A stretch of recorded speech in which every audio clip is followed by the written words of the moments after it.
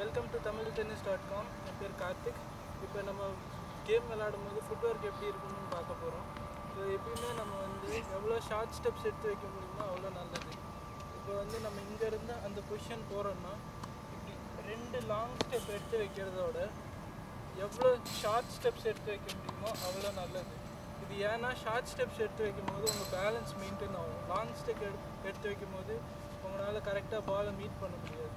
இதே பால் ரொம்ப தூரத்தில் வந்துச்சுன்னா கூட நீங்கள் 2 லாங் ஸ்டெப் எடுத்துகிட்டு அப்புறம் பால் கிட்ட போகும்போது ஸ்லோ ஆகிட்டு எவ்வளோ ஸ்மால் ஸ்டெப்ஸ் வைக்க முடியுமோ வச்சுட்டு பால் வரும்போது பாலுக்கு பேலன்ஸ் ஆகிட்டு அப்புறம் பால் அடிக்கணும். ஸோ நீங்கள் என்ன கற்றுக்க வேண்டிய விஷயம்னா, பால் தூரமாக வந்துச்சுன்னா வேகமாக ஓடி போய் எடுக்கணும்னு பார்க்காதீங்க. 2 ஸ்டெப்பு லாங் ஸ்டெப் வச்சுட்டு அப்புறம் எவ்வளோ ஷார்ட் ஸ்டெப்ஸ் வைக்க முடியுமோ வச்சு பேலன்ஸ் பண்ணிவிட்டு அப்புறம் பால் எடுக்கணும்.